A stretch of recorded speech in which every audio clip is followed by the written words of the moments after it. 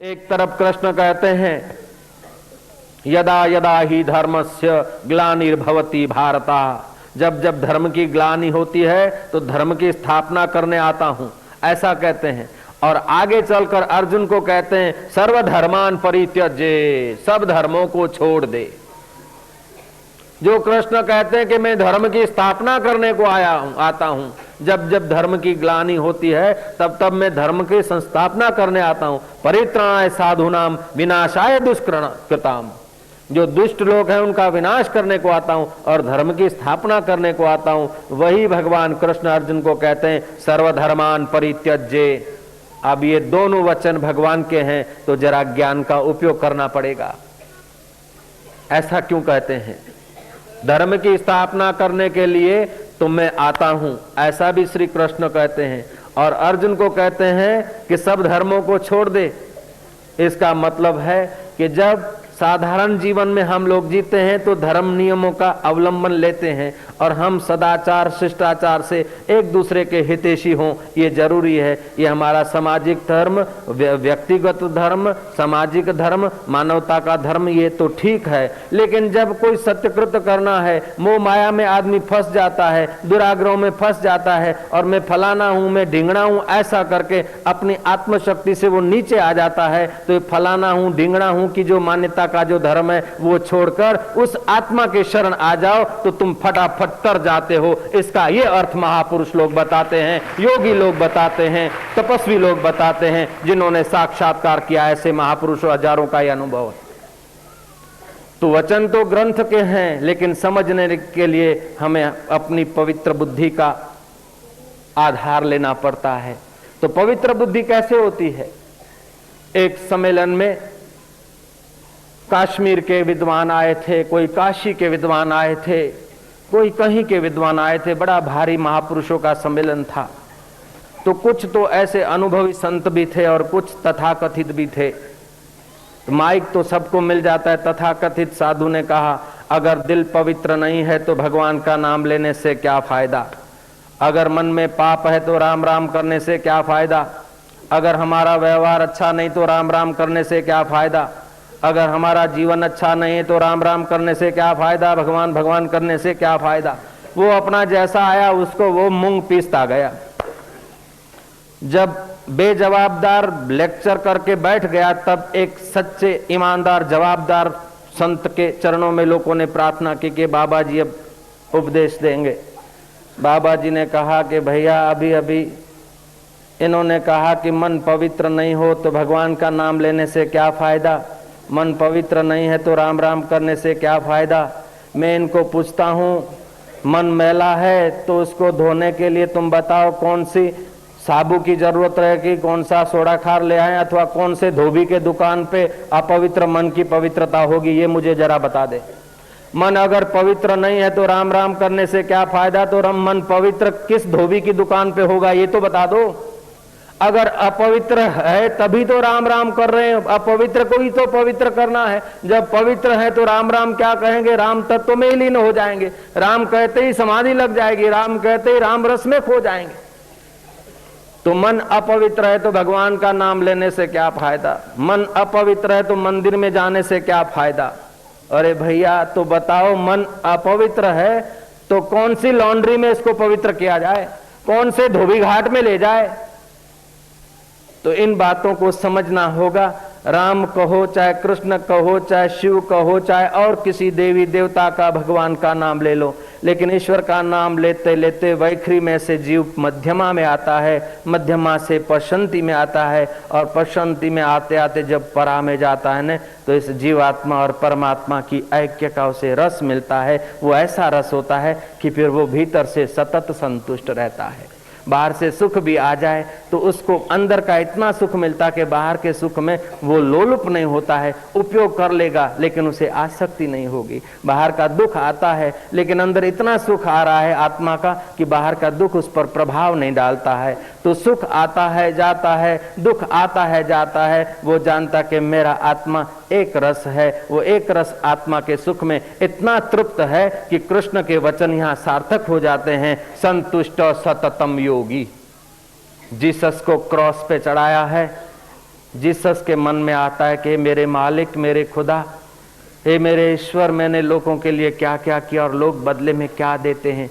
एक क्षण के लिए दुख आ रहा है, लेकिन अंदर का सुख फिर प्रकट हुआ। अरे लोग मुझे क्या करेंगे, क्रॉस पे तो इसे चढ़ाते हैं जो एक दिन चढ़ने वाला है, मरने वाला है, मैं तो अमर हूं। हे मालिक, तेरी मर्जी पूर्ण हो। 1 मिनट पहले तो जीसस मरियम के पुत्र जीसस थे, लेकिन दूसरी मिनट में वो परमात्मा के पुत्र जीसस हो गए और पूजे जाते हैं। सुकरात को जहर दिया जा रहा था। मित्रों ने कहा कि गुरु ये क्या कर रहे हो, हमको तो डर लग रहा है और तुम जहर मांग रहे हो। बोले जीवन जी के भी देख लिया और इसकी मौत भी देख लूंगा। जिसने जी के देखा है वही मर के देखता है। मैं जीने और मरने दोनों से पृथक हूं। मौत के समय भी वो संतुष्ट है। मंसूर को शूली लगी है और मौत के समय संतुष्ट है। मीरा का अपमान होता है और अपमान के समय संतुष्ट है। श्री कृष्ण का कितना अपमान होता है। ऐसा नहीं कि कृष्ण आए और मक्खन मिश्री मिलने लगा, ऐसी बात नहीं है। आए और छठे दिन तो पूतना आई जहर भरकर। धेनकासुर, बकासुर, अघासुर जैसे आए, मामा के साथ दुश्मनी, युद्ध, फिर भी जब देखो तो श्री कृष्ण की बंसी बज रही है। जब देखो तो मुस्कुरा रहे, जब देखो तो मुस्कुरा रहे। मुस्कुरा के गम का जहर जिनको पीना आ गया, ये हकीकत है कि जहां में उनको जीना आ गया। तो आज का श्लोक है, संतुष्ट सततम योगी यत आत्मा दृढ़ निश्चया मई अर्पित। मई अर्पित माना मुझ में, आत्मा में जो मन बुद्धि को अर्पित करता है। रात्रि को अनजाने में हमारी नेत्र इंद्रियां, कान इंद्रियां, धारणा इंद्रियां, त्वचा इंद्रिय, सब इंद्रियां संकुचित होकर मन में लीन होती है, मन बुद्धि में लीन होता है और बुद्धि अनजाने में अविद्या के पर्दे के बीच आकर आत्मा में लीन होती है। हमारा मन और बुद्धि आत्मा में लीन होता है अनजाने में, तो हमारे शरीर की थकान मिटती है, हमारी इंद्रियों की थकान मिटती है। लेकिन हम समझकर ध्यान के द्वारा आत्मा में लीन हो जाएं तो हमारे जन्म जन्म की थकान मिटती है और हमारा तो उद्धार होता है, हमारे कुल का भी उद्धार होता है। इसलिए शास्त्र कहते हैं,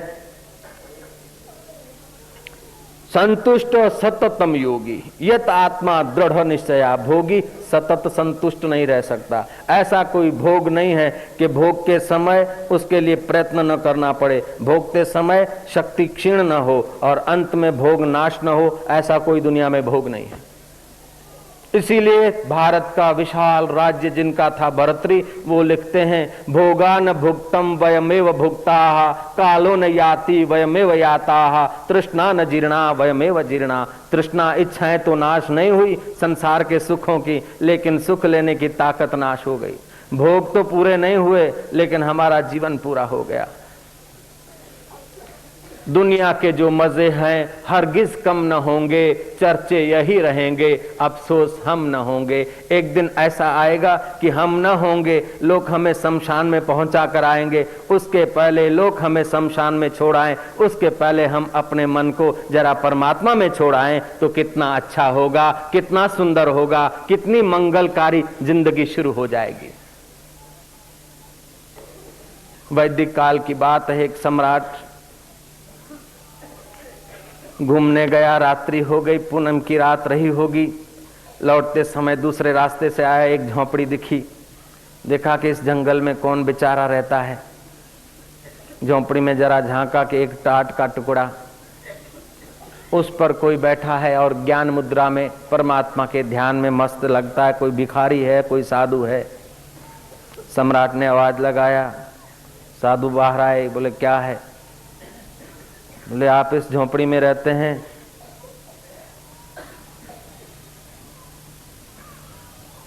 साधु ने थोड़ा इशारा किया, हाँ। नीचे आए, घोड़े से उतरे, देखा कि कनिस्टर में जरा से मूंग पड़े। जो रजाई है उसको कई चिथरे लगे हैं, टाट का टुकड़ा है, बर्तन टूटा फूटा है और झोंपड़ा ऐसा कि दिया जलाने की जरूरत नहीं पड़ती। चंद्रमा के किरणों टिमटिमाते हैं, दिया बत्ती नहीं है, तेल भी नहीं, केरोसिन भी नहीं। राजा को दया आई, बोले मेरे नगर में ऐसा आदमी दुखी दरिद्र ठीक नहीं है, लो मैं ये तुम्हें कुछ दे देता हूँ, बाद में आप आ जाना, हम तुम्हारी व्यवस्था कर देंगे। उस साधु ने कहा कि जा किसी दरिद्र को दे देना। बोले तुमसे बढ़कर दरिद्र कौन मिलेगा? खाने को नहीं, ओढ़ने को नहीं, पहनने को नहीं, रहने को नहीं, तुमसे बड़ा दरिद्र कौन मिलेगा? ले लो। मालूम होता है बहुत दिन का दुख भोगा है, उसीलिए आप अपमान करते हैं थोड़ी सी रकम का, हम दूसरी भी भिजवा देंगे। बोले दूसरी अपने पास रखो, ये भी तुम ले लो, मेरे को नहीं चाहिए। राजा ने कहा महाराज तुम नाराज नहीं होना, हम कल और भेज देंगे। बोले मैं ना बोलता हूँ, नाराज क्या, किसी दरिद्र को देना। तो राजा ने कहा फिर तुमसे बढ़कर दरिद्र कौन मिलेगा? तब वो बाबा जी आ गए अपने सतत संतुष्ट के स्वभाव में। बोले मैं दरिद्र नहीं हूं, मैं तो सोना बनाना जानता हूं। सोना मुझे तो नहीं जानता, मैं सोना बनाना जानता हूं। राजा ने देखा कि बाबा लोगों का तो भला कहो भाई, छुपे वेश में क्या पता कौन हो, देखता ही रह गया। बोले देखते क्या हो, मैं सोना बनाना जानता हूं। बाबा की वाणी में कोई सच्चाई थी, कोई गहराई थी। राजा को एक गहरी चोट लग गई कि हाँ वास्तव में हो सकता है। राजा सुकड़ गए, झुक गए। बोले महाराज तो फिर दास हाजिर हो जाए, दास को सिखाओ। बोले बेटा सुबह 4 बजे आना नहा धो के। जी महाराज। रात भर नींद नहीं आई उस युवराज को। सुबह आया, बाबा जी ध्यान में हैं, बाहर खड़ा रहा अदब से। बाबा जी ने ध्यान खोला, बोला आ गया कि हाँ। बोले अब ऐसा कर, तूने मेरे को कहा मैं दरिद्र हूं, अब मैं दरिद्र हूं कि तू दरिद्र? तू मांगने आया मेरे से, मैं देऊंगा तब तू लेगा सोना बनाना। तूने मेरे को कहा तुम दरिद्र हो, अब बता तुम दरिद्र कि मैं दरिद्र? राजा और राजकारणी लोग किस समय कहाँ झुकना और कहाँ अकड़ना वो तो जानते, तभी तो बेचारे राज कर सकेंगे। बोले यहाँ झुकने का मौका है। बोले महाराज हुकुम, दास दरिद्र है। बोले तू 7 बार कह मैं दरिद्र और तुम सम्राट, मैं दरिद्र तुम सम्राट। बोले मन में सोचा 7 बार क्या 17 बार भी कहने से अगर सोना बनाना सीख लिया तो अपना लोहा तो राज्य में बहुत है, दे सोना करके आसपास के सब राज्य खरीद लेकर उनको अपना बना के सम्राट बन जाऊंगा। इतना राज्य होते हुए भी तृष्णा जीर्ण नहीं हुई, और कुछ चाहिए और कुछ चाहिए और कुछ चाहिए। चाहिए में पृथ्वी का राज्य एक आदमी को मिल जाए तभी भी वो संतुष्ट नहीं रह सकता जब तक आत्मा का रस उसे नहीं आया। गीताकार ने बहुत सुंदर बात कही है, संतुष्ट सततम योगी। ऐसा नहीं कहा संतुष्ट सततम धनवान, संतुष्ट सततम रूपवान, संतुष्ट सततम आदमी, संतुष्ट सततम माया, संतुष्टम सततम साधु, संतुष्टम सततम गृहस्थी, ऐसा नहीं कहा। लेकिन जिसने आत्म परमात्मा का योग कर लिया वो सतत संतुष्ट रहता है। जो आत्मा के रस से विमुख है उसका सतत संतोष, सतत आनंद नहीं रह सकता है। राजा ने कहा महाराज मैं दरिद्र, आप? बोले देख सोना बनाना सीखना है तो आज्ञा का पालन करना होगा। बोले महाराज कहो। कान पकड़, उठ बैठ कर, मैं दरिद्र तुम स्वामी, मैं सेवक तुम स्वामी। बोले बाबा जी तो सीधी बात है, मैं सेवक तुम स्वामी, मैं सेवक। 10, 5, 15 दंड बैठक लगा दी। युवा तो था ही। महाराज जो कान पकड़ के दंड बैठक लगाई, सुबह का समय था, बाबा जी ध्यान करते थे, वो वाइब्रेशन थे, श्वासोश्वास चला, प्राण अपान की गति टकराई, थोड़ा सा सुषुम्ना का द्वार खुला रहा होगा अथवा तो प्राणायाम का प्रभाव और वाइब्रेशनों का प्रभाव से उसकी थोड़ी सी चित्तवृत्ति सात्विक हुई। बोले बेटा अच्छा थोड़ी देर बैठ जा, मैं जरा सोचता हूँ। ध्यान व्यान लगाकर, सोचना तो क्या था, ध्यान लगाकर उसकी कल्याण की जरा सी भावना कर दी। दिन उग गया। बोले आज तो नहीं होगा, थोड़े दिन आता जा, जब मेरे को मौज आएगी न तब मैं सिखा दूंगा।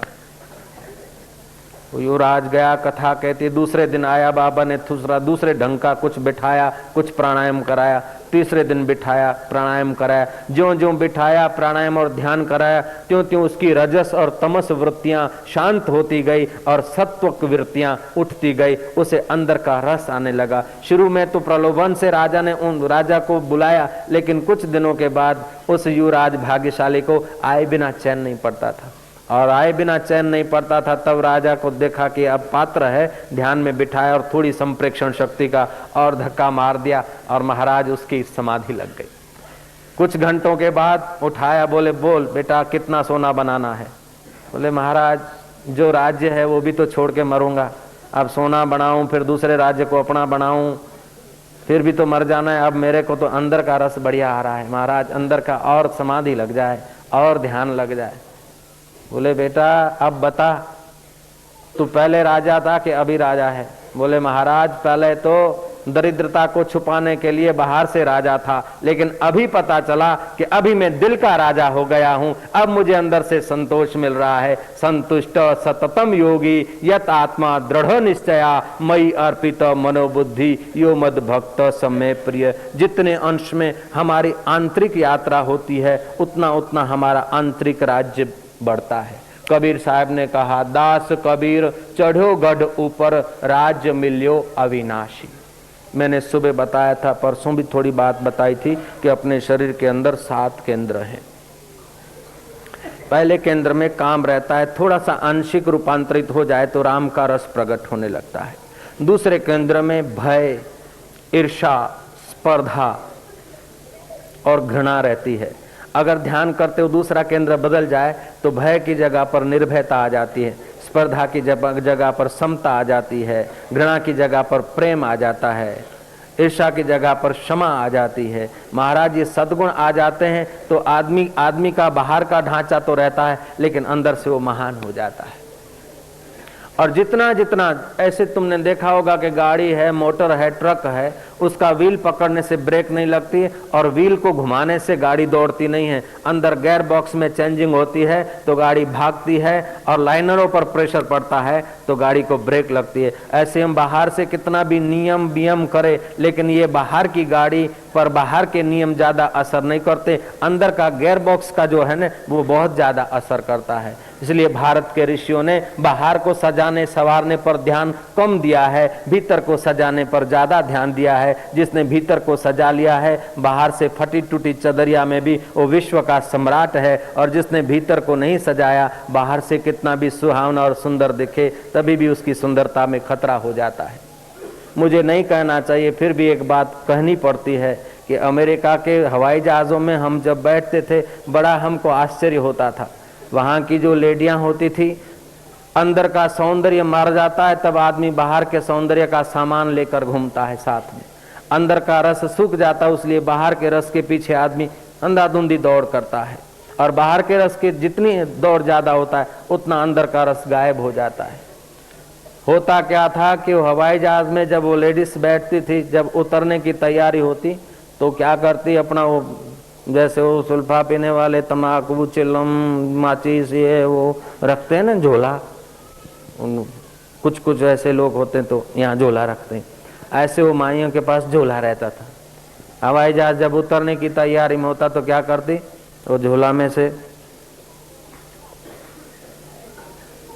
केमिकल का होता है, पफ पाउडर लिपस्टिक लाली फाली जो कुछ, भाई हम तो ज्यादा नहीं जानते, लेकिन वो लंबी लंबी लाली का टुकड़ा मुंह में लेके उसमें थूकी होती मुंह में, और लार लेके यूं करके और यूं कर देती थी, यूं लार लेके थूक लेके यूं कर देती थी, काजल लगा देती थी, पाउडर वाउडर मेकअप कर लेती थी, फिर आईना देखती थी, फिर यूं करती थी, फिर कहीं कम होता तो फिर थूक थोड़ी लगा के यूं बराबर सेट कर देती थी। और मतलब बात का वो मेकअप कर लेती थी। आज के युग में उसको मेकअप बोलते हैं। वो लाली तो उस लाल की तो मिली नहीं, ये केमिकलों की इन चीजों की लाली थी और वो थूक से लगाई हुई थी। कबीर ने कहा, लाली मेरे लाल की जित देखूं तो लाल, लाली देखन में चली मैं भी हो गई लाल। वो लाल की लाली तो उन बेचारों को पता नहीं, तो ये बाहर की लाली थूक मिला के उन्होंने लगाई। वो तो कोई हरकत नहीं, मेकअप किया, चलो कोई बात नहीं। जब वे उतरती थी तो उनके जो फ्रेंड होते थे या जो पति होते होंगे, जो भी होते होंगे, आपस में मिलते थे, और मिलते थे तो वहाँ तो ये किस विस करना है या ये करना है, एक दूसरे का चाटना है, ओपन में है, तो वो उनको मिलता, वो उनको मिलता, और वो बेचारा चाटने लगता। तो मेरे को दया आती, हाय रे हाय, तू पढ़ा लिखा केमिकल और थूक है भैया, उसके सिवा और तीसरा चमड़ा है। अरे तू सुख के लिए इतना इतना चाहता है, इससे तो भगवान की कृपा को तू अंदर डुबकी मार के जरा सा तो देख ले यार। इतना सारा तू करता है लेकिन कुछ नहीं उसमें। अभी अभी हमने देखा कि हमारे सामने तो थूक मिला के उसने लाली लगे और तू चाट रहा है। अरे ये तेरी अक्ल है? तू पढ़ाई में है, और एक दो आदमी नहीं, ऐसे हजारों आदमी मिले।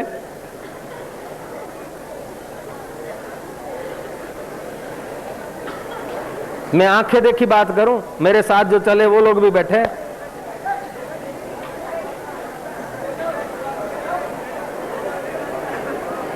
इसीलिए गीताकार कहते हैं संतुष्ट सततम योगी। भोग में सतत संतोष नहीं, उस लाली चाटने में, उस थूक चाटने में भी 1 घंटा वो आदमी चाटते चाटते सुखी हो जाए तो मैं उसका गुलाम हो जाऊं। आधा घंटा भी चाटता रहे तो सुख नहीं मिलेगा। एक क्षण के लिए थोड़ा सा सुख हुआ, बाद में वही का वही एक दूसरे को छोड़ देते हैं और एक दूसरे को डाइवर्स दे देते हैं, एक दूसरे के आगे पिस्तौल खड़ा हो जाता है। सतत संतोष तो नहीं रहा। कह रहा है आसमां ये समा भी कुछ नहीं, रो रही है शबनम में ये निजारे कुछ नहीं, जिनके महलों में हजारों रंग के जलते थे फानुस, झाड़ उनकी कब्र पे है और निशान कुछ भी नहीं। कह रहा है आसमां ये समा भी कुछ नहीं, जिनकी नौबतों से गूंजते थे सदा को आसमां, वे खुद बेदम हुए अब हूं नहा कुछ भी नहीं। कह रहा है आसमां ये समा भी कुछ नहीं। ऐसे ऐसे राजा आ गए, ऐसे ऐसे चक्रवर्ती हो गए महाराज, निकलते तो सड़कों पर पुल बिछ जाते थे। चक्रवर्ती सम्राटों के जय घोष से गगन गूंज उठता था। एक बार वो चक्रवर्ती होने के लिए भरत ने प्रयास किया, हो गया। उस जमाने में चक्रवर्तियों का कीर्ति स्तंभ पर नाम लिखा जाता था सुवर्ण अक्षरों से। गए सुवर्ण अक्षरों से अपना नाम लिखवाने के लिए, लेकिन कीर्ति स्तंभ पर पहले कई चक्रवर्ती हो चुके, उनके नाम से कीर्ति स्तंभ भरा था। वहां के संचालक को पूछा कि अब मैं क्या करूं? बोले आप किसी का नाम काट कर अपना नाम लगा दो। और दूसरे किसी का नाम काट कर अपना लिख दिया। तब राज्य गुरु ने कहा कि ये तो आपने अपनी अमरता मिटाने का एक तरीका खोल दिया। दूसरा आएगा वो आपका नाम मिटा के अपना लगा देगा, तो आपकी अमरता कब तक रहेगी? और ऐसे कीर्ति स्तंभ कई हो के गिर गए तो कीर्ति स्तंभ तुम्हारे कब तक टिकेंगे? सारी पृथ्वी में 97 राष्ट्र मानते या कितने भी मानते हो, इससे 13 लाख गुना बड़ा अपना सूरज है। ये जो पृथ्वी है उससे 13 लाख गुना बड़ा अपना सूरज है जो दिखे। लेकिन आकाश गंगा में कई सूरज हैं, उसके आगे सबसे छोटा सूरज है। तो पृथ्वी से 13 लाख गुना बड़ा अपना सूरज है, तो 13 लाखवां हिस्सा अपनी पृथ्वी, और पृथ्वी में 97 राष्ट्र हुए, उसमें एक अपना भारत है, और भारत में एक अपना राजस्थान। 22 प्रांत हैं, उसमें एक अपना राजस्थान, और राजस्थान में एक अपना उदयपुर इलाका, और उदयपुर में एक इतना सा आमेट, और आमेट में भी ये मेरा बंगला है, ये तेरा बंगला है। ये कब तक करोगे मेरे भैया? बंगला तुम्हारा नहीं है, खेत तुम्हारा नहीं है, दुकान तुम्हारा नहीं रहेगा सदा, मकान तुम्हारा सदा नहीं रहेगा। ये भैया जिसका सब कुछ है वो परमात्मा तुम्हारा सदा था, अब भी है और बाद में रहेगा। जरा उसके लिए थोड़ा समय निकाल के थोड़ा सा डुबकी मार। दिले तस्वीरें हैं यार, जबकि गर्दन झुका ली और मुलाकात कर ली। तू ऐसा बन जा मेरे भाई। इन पत्थरों के सहारे तू कब तक अमर बनेगा? इन कंकड़ों के सहारे पर तेरे शरीर का लिखा हुआ नाम कब तक रहेगा? तेरा शरीर सदा नहीं रहेगा और तेरे शरीर का नाम भी सदा नहीं रहेगा। कई आए और चले गए भैया, हम तो एक पानी के बुलबुले जैसे हैं, बुलबुले जैसी आयुष्य है। उस आयुष्य का अगर सदुपयोग कर ले तो अमर आत्मा की मुलाकात कर लो। फिर जिसकी सत्ता से सूरज चमकता है, जिसकी सत्ता से चांद चमकता है, जिसकी सत्ता से आकाश गंगाएं विहार करती है, जिसकी सत्ता से ये प्राणी मात्र हिलचाल करते हैं, वो परमात्मा तेरे साथ है। उस अमर की मुलाकात करके तू अमर हो सकता है, लेकिन मरने वाले शरीर का नाम लिखकर तू अमर कभी नहीं हो सकता है। शरीर मरता है, उसका नाम 10 दिन, 10 साल, 25 साल, 50 साल, 100 साल, किसको चिंता है? किसका नाम कौन याद करेगा? कब तक याद करेगा? याद कर भी लिया तो तेरे को क्या मिलेगा? तू जीते जी और किसी का हो ना हो, लेकिन कम से कम तू अपना तो हो भैया। तो श्री कृष्ण का ये श्लोक आपके हृदय पटल पर पक्का हो जाए। संतुष्ट सततम योगी यत आत्मा दृढ़ निश्चया, मई अर्पित मनोबुद्धि यो मद भक्ता समय प्रिय। अब चाहे कर्म योगी बनो, चाहे ध्यान योगी बनो, चाहे ज्ञान योगी बनो।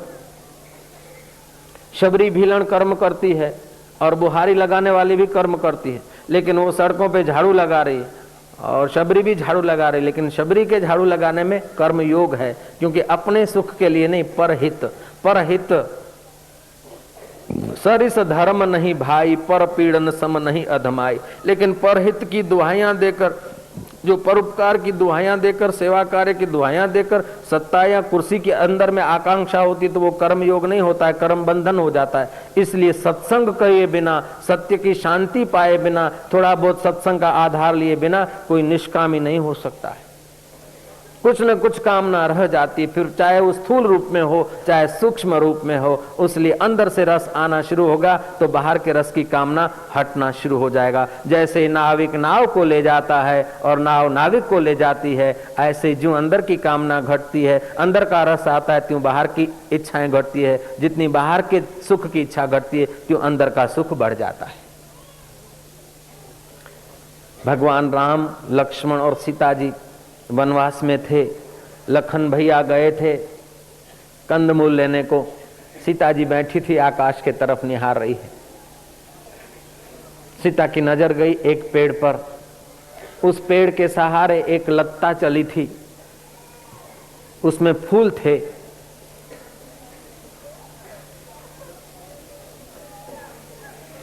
और पूरे पेड़ पर छाए हुए थे। सीता जी कहती हैं कि देखो देखो जी, ये लत्ता कितनी भाग्यशाली है। लत्ता बोलते नहीं यहां भी, ये लत्ता कितनी भाग्यशाली है। उसे पेड़ का सहारा मिला है तो दूर दूर तक इसका सौंदर्य झलक रहा है, चमक रहा है। राम जी कहते हैं कि सीते, लत्ता भाग्यशाली नहीं है, पेड़ भाग्यशाली है कि उसे लत्ता मिली है और पेड़ की खबरें दूर तक पहुंच रही कि ऐसा सुहावना पेड़ कैसे हो गया। सीता जी कहती ना ना नाथ, लत्ताएं तो बहुत नीचे नीचे होती है, लेकिन उसे पेड़ का सहारा मिला है इसलिए वो लत्ता भाग्यशाली है। श्री कृष्ण, श्री राम जी कहते नहीं, पेड़ भाग्यशाली है क्योंकि उसको लत्ता ने चमका दिया है फूलों से। लेकिन सीता जी कहती नहीं, उसे पेड़ का सहारा मिला है उसलिए चमकती हुई दिखती है। अब सीता जी का कहना है कि पेड़ भाग्यशाली नहीं, लत्ता भाग्यशाली है कि पेड़ का सहारा मिला है। और राम जी कह रहे हैं कि नहीं, लत्ता भाग्यशाली है, पेड़ भाग्यशाली है कि लत्ता की रौनक मिली है। अब दोनों का अंदर व्यक्तिगत थोड़ा विनोद हो रहा है। सीता जी कहती है कि लत्ता भाग्यशाली है और राम जी कहते हैं पेड़ भाग्यशाली है। मधुर कलह के बाद निर्णय हुआ कि अपने दोनों कहेंगे तो विवाद हो जाएगा, लखन भैया को आने दो। लखन भैया आए। सीता जी कहती कि भैया देख सुन, ये लत्ता भाग्यशाली है कि नहीं, पेड़ का सहारा इसको मिला है और दूर दूर तक इसके फूल सुहावने दिख रहे हैं, लत्ता भाग्यशाली है कि नहीं। राम जी ने कहा भैया ठहरना, पहले मेरे को भी सुनना फिर न्याय करना। राम जी कहते हैं कि पेड़ तो भतेरे हैं लेकिन ऐसा रौनकदार पेड़ कोई नहीं दिखता है। पेड़ भाग्यशाली है कि उसे लत्ता का सहारा मिला है, लत्ता के फूलों का आधार मिला है, लत्ता के पुष्पों ने उसे चमका दिया है। पेड़ भाग्यशाली है कि नहीं। लखन भैया समझ गए कि ये पति पत्नी के युद्ध में अपने को बीच में नहीं आना चाहिए। पति पत्नियों का जहाँ युद्ध होता हो ना तो जल्दबाजी करके आप लोग भी किसी बीच में मत जाना। वो तो लड़ेंगे और 2 घंटे के बाद ऐसे कैसे हो जाएंगे, आप लोग फीके बन जावे। मियाँ बीबी राजी तो क्यों बीच में पड़े काजी।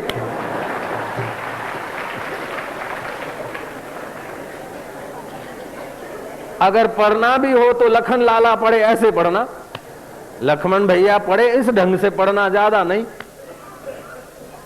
लखन भैया सोचते कि भाई ये आप लोगों का घरूला झगड़ा है, अब मैं बीच में नहीं पढ़ता। तब सीता जी ने कहा कि नहीं नहीं, तुम जो कहोगे हमें मान्य है। राम जी के तरफ देखा, राम जी भी मुस्कुराहट से सम्मति दे रहे कि भैया तू जो कहेगा हमें मान्य है। लक्ष्मण कहते हैं कि मैं तो कहता हूं कि पेड़ भाग्यशाली नहीं है और लत्ता भी भाग्यशाली नहीं है, दोनों देख रहे हैं। लखन भैया कौन सी जजमेंट देगा, एकदम तीसरी। सीता जी बोले लखन भैया तो क्या कहता है। लखन भैया कहते हैं कि लत्ता भाग्यशाली नहीं है। राम जी को कहते हैं पेड़ भी भाग्यशाली नहीं है। भागशाली तो लखन भैया है कि दोनों के छाया मिल रही है और निश्चिंत है, उसलिए मैं भागशाली हूं।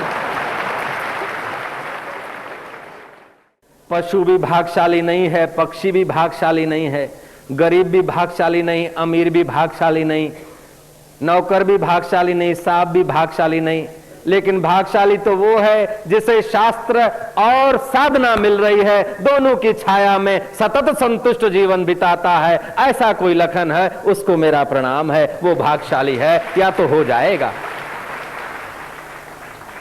संतुष्ट सततम योगी यत आत्मा दृढ़ निश्चया मई अर्पित मनोबुद्धि यो मद भक्त सम्मे प्रिय। आपके मन में अद्भुत शक्ति है, आप जिस समय जैसा सोचते हैं उस समय ऐसा ही दिखता है। इसलिए अपने को हमेशा आप ऊंचे विचार में रखो, अपने को हमेशा पवित्र विचारों में रखो। दुख के विचार आ जाए, दुनिया के सब लोग मिलकर दुख ही करना चाहे, लेकिन आपकी वृत्ति मन और बुद्धि आत्मा के तरफ है तो आपके ऊपर दुख का असर ज्यादा नहीं होगा। दुनिया के लोग आपकी प्रशंसा करने लग जाए, आपका मन और बुद्धि आत्मा के तरफ होगा तो आपको अहंकार नहीं होगा।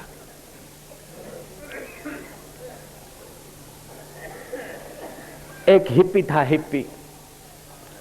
हैप्पीवाद चला था, जैसे भी खाओ, जैसे भी पियो, जैसे भी रहो, हैप्पी रहो, कुछ भी करो लेकिन खुश में रहो।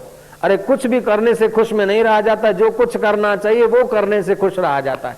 ईश्वर में मन बुद्धि अर्पण नहीं किया और सिगरेट पिए, बाल बढ़ा दिए, पैंट को चिथरे लगा दिए, नंगे पैर चल दिए या जूते पहरे उल्टे करके, रंग बेरंगी 2 जूते पहन लिए, क्यों? कि आई एम हैप्पी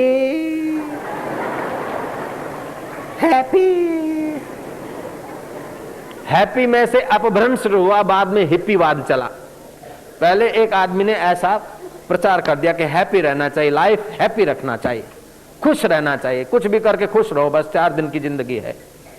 तो खुश रहने के प्रचार में फिर वो खुश रहने की तरकीब बेचारों को पता नहीं थी। तो खुश रहने के लिए जो बीड़ी आई तो पी लिया, सिगरेट आया तो पी लिया, खाना मिला तो खा लिया, भीख मांगना पड़ा तो मांग लिया, नहाना आया तो नहा लिया, नहीं तो नहीं नहाए, बस खुश रहना है। अब खुश रहने के लिए आलसू बनना नहीं, खुश रहने के लिए मन बुद्धि आत्मा में अर्पण करना है। उनको बेचारों को कहां कृष्ण की गीता कौन समझाए, वो हैप्पीवाद चला। हैप्पी में से फिर बन गए हिप्पी। हिप्पी समझते, देखा होगा आपने हिप्पी लोग, महाराज वो हिप्पी बने, भारत में आए, घूमते घामते तीर्थों में इधर उधर, 2-3 साल वो हिप्पी भारत में रहा, टूटी फूटी हिंदी सीख गया, थोड़ा थोड़ा हिंदी सीख गया,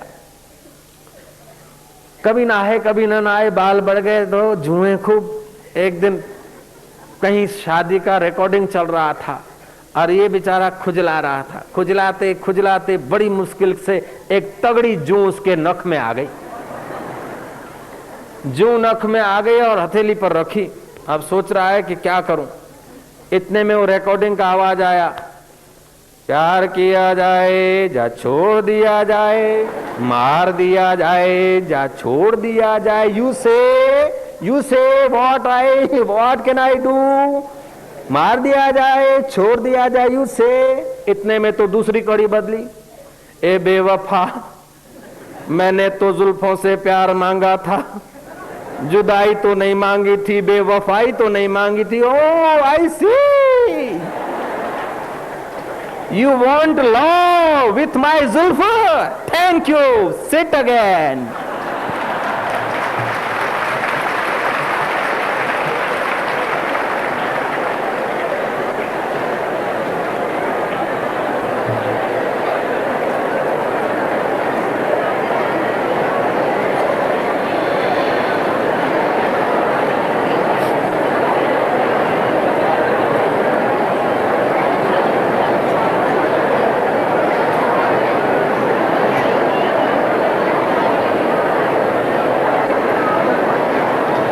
कहने का तात्पर्य है कि जिस वक्त मन में जैसे विचार आते हैं उस वक्त आवाज का ऐसा ही अर्थ कर लेता है आदमी। मन में जैसे विचार आते हैं उस वक्त दुनिया ऐसी दिखती है। हमें अपने आत्मा की स्मृति नहीं है और मन बुद्धि संसार में इतने उलझ गए कि हम अपना घर खो बैठे हैं। लंदन, दूसरे विश्व युद्ध में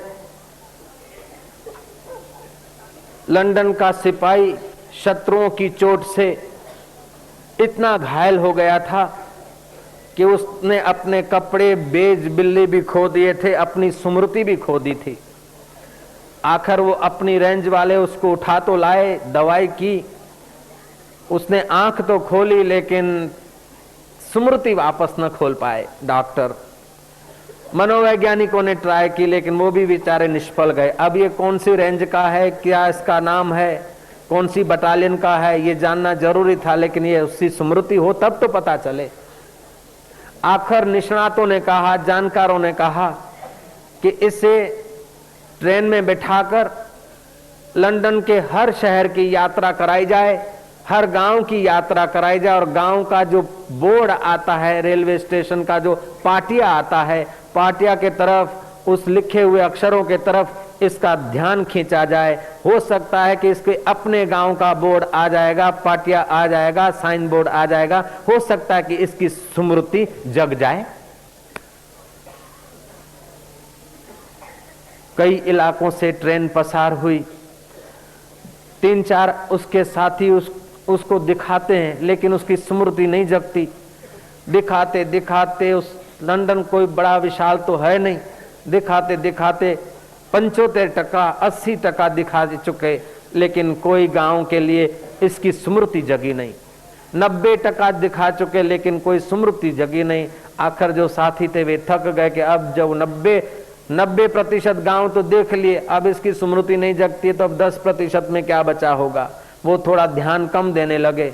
अरे महाराज 95% गांव दिख गए लेकिन उसकी स्मृति नहीं जगी। आखिर वे उस पर ध्यान देना बंद कर रहे। जब स्टेशन आए अपना खाएं पिए, नाश्ता करे, अखबार पढ़े, ये वो करे, रेडियो सुने, जो कुछ करें। एक छोटा सा गांव, वहां स्टेशन पर गाड़ी ठहरी और ये मित्र निकल गए। भीड़ भाड़ जब कम हुई तो सामने एक बोर्ड दिखा। वो अकेला बैठा हुआ जो स्मृति खोया हुआ सिपाही था, उसकी नजर उस बोर्ड पर गई और गहराई से पढ़ने लगा और उसे याद आया। वो फट से किसी से पूछने नहीं बैठा, उनकी सलाह लेने नहीं बैठा और निकला ट्रेन के डब्बे से बाहर। और वो देखता गया कि बराबर यही स्टेशन है। ऐसा करते करते वो स्टेशन से बाहर आ गया। महाराज सड़कों को चीरता गया, गलियों को, गुंजियों को चीरता गया और अपने घर पर आकर उसने बड़े इत्मीनान से देखा और घर में घुस गया और बोलता है, this is my house, this is my house, this is my house. खुश होकर नाचा। आशाराम तुम्हें कभी हंसाता है, कभी ध्यान की बात करता है, कभी योग की बात करता है। इसलिए करता है कि कई गलियों से, कई स्टेशनों से, कई जंक्शनों से, कई दृष्टांतों से तुम्हारे मन और बुद्धि को घुमाते घुमाते मैं भी उस तुम्हारे अंतर्यामी आत्मा के घर में लाना चाहता हूं, ताकि तुम भी कह दो, this is my house, this is my house, this is my house. मैं संतुष्ट हूं, मुझे आत्मा परमात्मा की मुलाकात हो गई, मेरा यही हाउस है। ये हाउस मेरा नहीं, ये मकान मेरे नहीं, ये मकान इस शरीर के हैं। ये शरीर तो एक दिन रहेगा न रहेगा, लेकिन मेरा हाउस तो आत्मा है, मेरा घर तो आत्मा परमात्मा है। ये आत्मा परमात्मा की तुम्हें स्मृति आ जाए, इसलिए शास्त्रकार, महापुरुष, संत प्रयत्न करते हैं। तुम भी कभी थोड़ा सा हिम्मत करके छलांग मारोगे तो वो दिन दूर नहीं कि तुम भी कहोगे, दिल तस्वीरें हैं यार, जबकि गर्दन झुका ली, मुलाकात कर ली, वो थे न मुझसे दूर, न मैं उनसे दूर था, आता न था नजर तो नजर का कसूर था। सत्संग से, ज्ञान से स्मृति जगती है। सत्संग से अंदर की आंख खुलती है, ना समझी दूर होती जाती है। जितना जितना आप आत्मज्ञान का, उपनिषदों का, सनातन सत्य का सत्संग सुनते हैं, उतना उतना आपके आग्रह, दुराग्रह, विकार कम होने लगते हैं। विवेकानंद कहा करते थे, जो आदमी सत्संग नहीं सुनता है, जो आदमी सत्संग नहीं सुनता है वो भी गलतियां करता है, और जो सत्संग सुनता है वो भी 50 गलतियां करता है। लेकिन जो सत्संग सुनने के बाद 50 गलतियां करता है, वो आदमी अगर सत्संग नहीं सुनता तो बड़े उत्साह से 50 गलतियां नहीं 100 करता। सत्संग सुनने से कुछ परसेंटेज कम हुए, जिसके कुछ कम हुए उसके और भी कम हो जाएंगे, और ऐसा कोई दिन आ जाएगा कि ये सब गलतियां जिस मन और बुद्धि में होती है वो मन और बुद्धि आत्मा में डुबा देगा, उनकी गलतियां सदा के लिए माफ हो जाएगी, वो जीवन मुक्त हो जाएगा। यदि ज्ञाना तदि मोक्षा, जिस समय आत्मा का जीव को ज्ञान हो गया, अनंत जन्मों का अंधेरा हो गुफा में, लेकिन तुम मशाल लेकर जाओ तो अंधेरा ऐसा थोड़े बोलेगा कि मैं प्राचीन 1800 वर्ष से रहता हूं, मैं पोजीशन खाली नहीं करूंगा। अरे उसके बाप को भी निकलना पड़ेगा, केवल मशाल ले जाओ। ऐसे ही तुम अपने अंदर में थोड़ा ज्ञान ले जाओ, फिर अंदर के पाप और अंधकार की क्या ताकत है टिक सके। ज्ञान ईंट चूने का तो खूब है, लोहे लकड़े का खूब है, मेरे तेरे का तो खूब है, लेकिन आत्मा के ज्ञान की बात करते हैं कृष्ण। बुद्ध ने आत्मा के ज्ञान की बात करी, महावीर ने आत्मा के ज्ञान की बात करी। फिर चाहे उन्होंने परिच्छिन्न माना वो अलग बात है, आत्मा महान बनता है और फिर परमात्मा बनता है ऐसा उन्होंने माना वो अलग बात है, लेकिन सनातन सत्य कहता है कि आत्मा वो परमात्मा है, लेकिन आत्मा में मन और बुद्धि और 5 कर्म इंद्री, 5 ज्ञान इंद्री, 5 प्राण और मन और बुद्धि, ये 17 तत्वों के साथ जब वो चेतना जुड़ती है तो उसका जीव आत्मा नाम पड़ता है, और वो चेतना शुद्ध रूप से जब देखी जाती है तो उसका नाम परमात्मा है। अब मन और बुद्धि के साथ मिलाकर नाम रख दो तो जीव आत्मा, और शरीर के साथ नाम मिला के रख दो तो इंसान है, और संप्रदाय के नाम मिला दो तो गुजराती है, पंजाबी है, मारवाड़ी है, ईसाई है, मूसाई है, लेकिन असलियत में है जो है वो सनातन है, बाकी का कचरा पट्टी हमारा डाला हुआ है। मैं हूं कि नहीं ऐसा कभी किसी को संदेह नहीं होता, मैं तो हूं। फिर मैं मारवाड़ी हूं तो मारवाड़ के संस्कार आ गए, मैं पंजाबी हूं तो पंजाब के संस्कार आ गए, मैं जैन हूं तो जैन के संस्कार आ गए। मैं हूं तो जो मैं जा उठती है वो शुद्ध सनातन है, बाकी का जो है वो उस पर डाला हुआ संस्कारों का बोझा है। संस्कार भले रहे, हम मना नहीं करते, जो जिसको जो मानना है मानते रहे, लेकिन आप सुख चाहते हैं, आप आनंद चाहते हैं, चाहे आप अपने को कुछ भी मानो, सेठ मानो, राजा मानो, किसान मानो, अरे मैं तो कहता हूं आप सारी दुनिया का अपने को बादशाह मानो, लेकिन सुख चाहते हैं हजूर। जय जय। जीव मात्र सुख चाहता है, और तो सुख इंद्रियों से लेता है तो जीव बंधन में आ जाता है, और सुख अगर शुद्ध लेता है तो जीव मुक्ति का अनुभव करता है। सीधी सीधी बात है। भगवान ने क्रिया शक्ति दी, ऐसी क्रिया न करे कि हमारे कर्म बढ़ें। भगवान ने मन दिया, लेकिन ऐसा मन न करे कि हमारी बीमारियां, चिंता और शत्रु बढ़ जाएं। शत्रु का चिंतन करने से तो ऐसा ही है, ये तो मेरा बाप ऐसा ही है, मेरा लड़का ऐसा ही है, फलाना ऐसा है, ऐसा चिंतन करने से उनको सपोर्ट मिलता है। हमारे आंदोलन वहां शक्ति दे देते हैं। नहीं, उनका चिंतन करने वाले मन को ईश्वर का चिंतन करा दो, शत्रु का फोर्स कम हो जाएगा, मित्र की आसक्ति कम हो जाएगी, विकारों का विकार कम हो जाएगा, और तुम शुद्ध होते जाओगे। संतुष्ट सततम योगी यत आत्मा दृढ़ निश्चया, आपको दृढ़ निश्चय करना पड़ेगा। जितने अंश में आपका दृढ़ निश्चय होगा उतना रास्ता साफ हो जाएगा। एक पहलवान था, खूब जरा दारा सिंह का पड़ोसी रहा होगा। वो जहां कुछ करता था ना, पास में किसी का घर था, वो मैम साहब उससे बात करे वो चाहता था।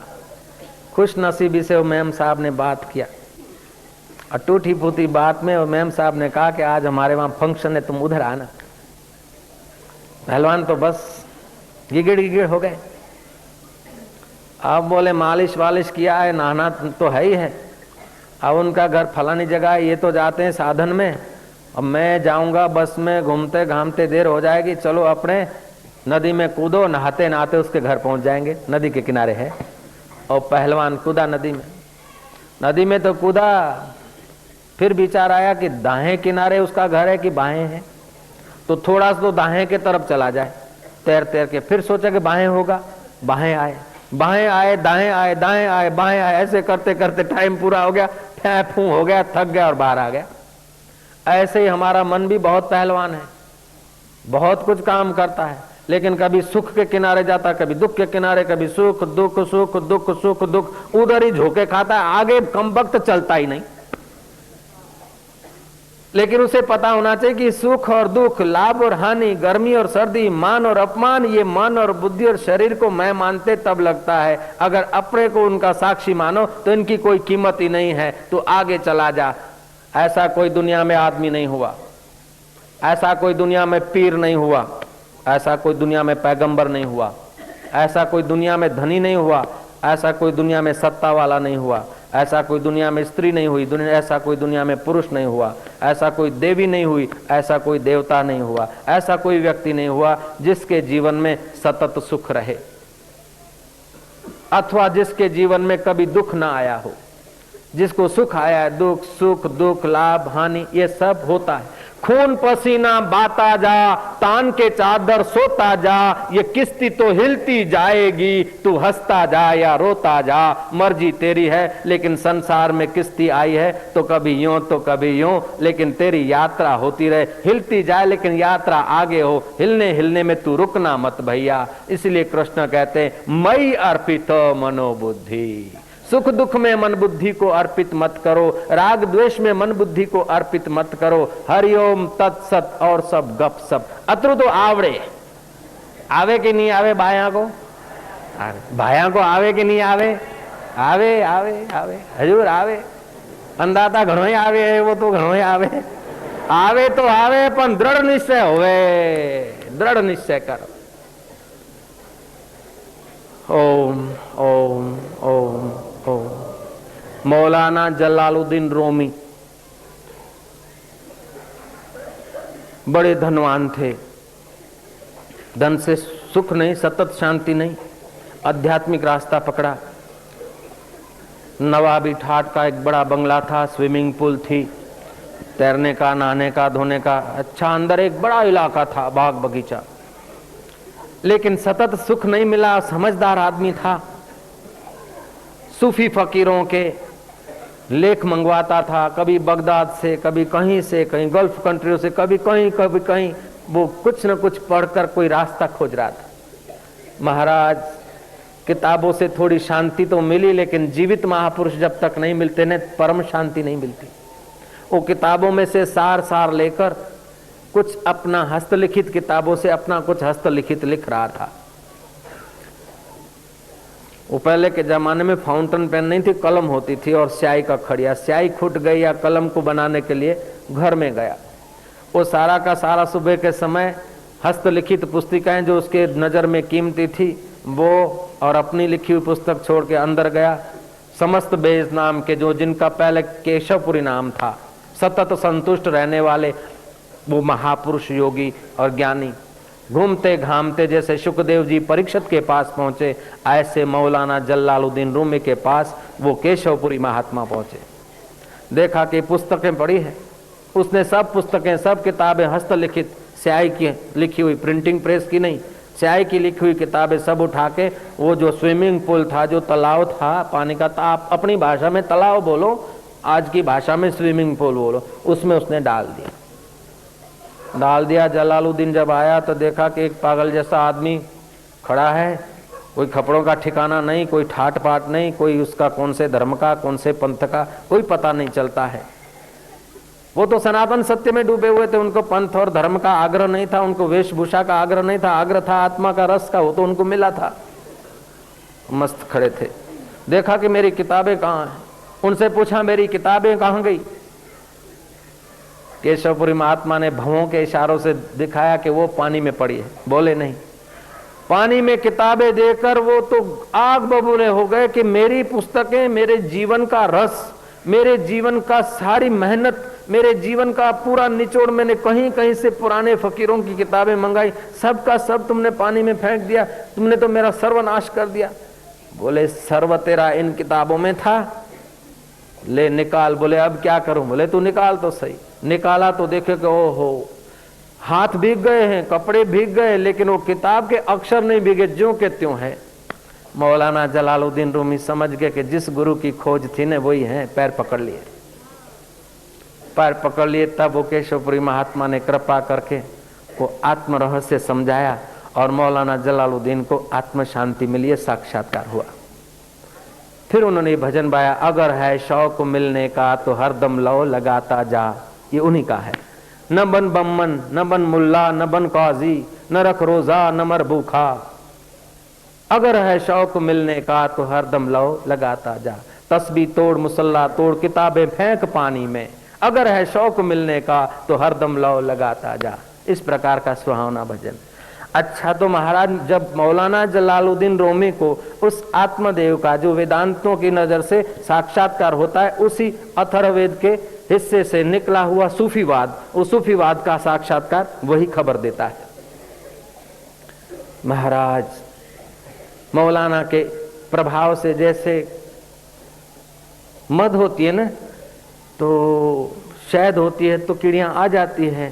चांद पूनम का होता है तो लोग उसका सौंदर्य अथवा उसकी शीतलता लेने जाते हैं।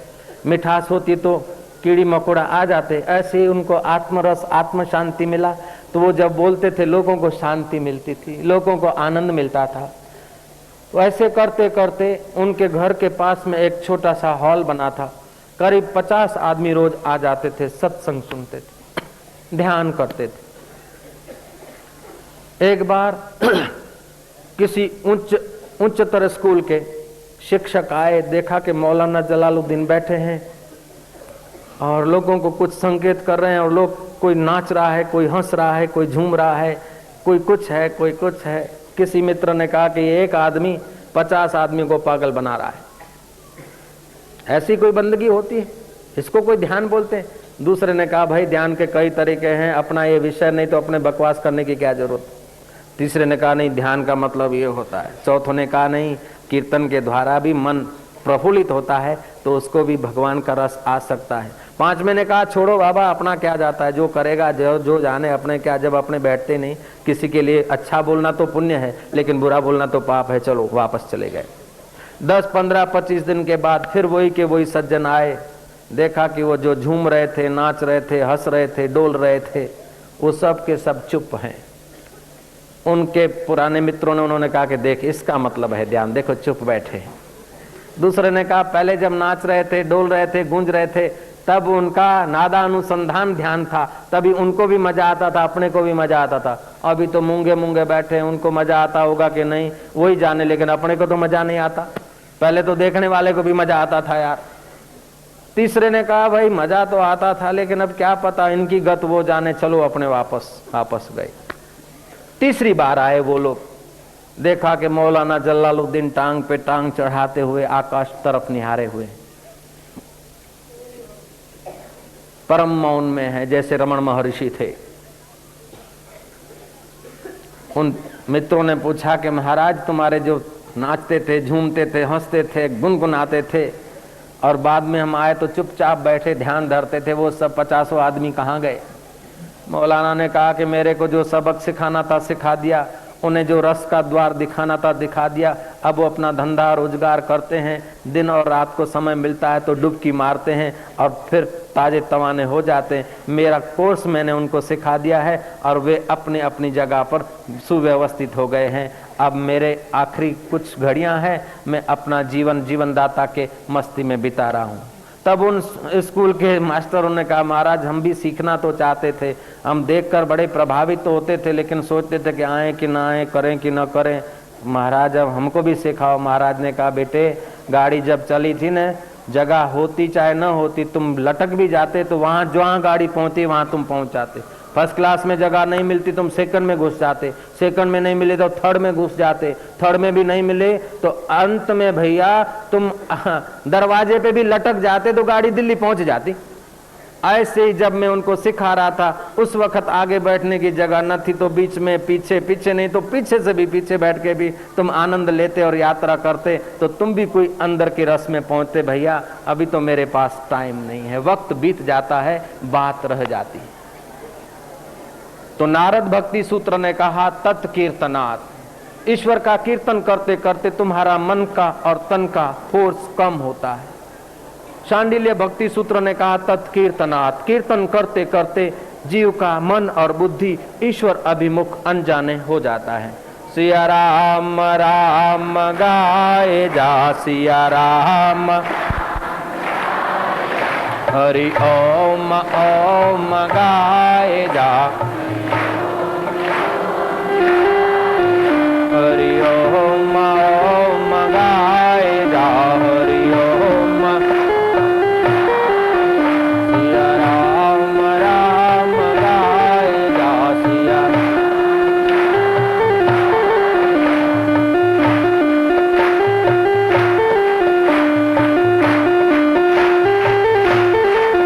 हरि ओम ओम गाए जा। हरि ओम शिव ओम ओम गाए जा। शिव ओम तू भक्ति को बढ़ाए जा। तू भक्ति सिया राम राम गाए जा। सिया राम बंदगी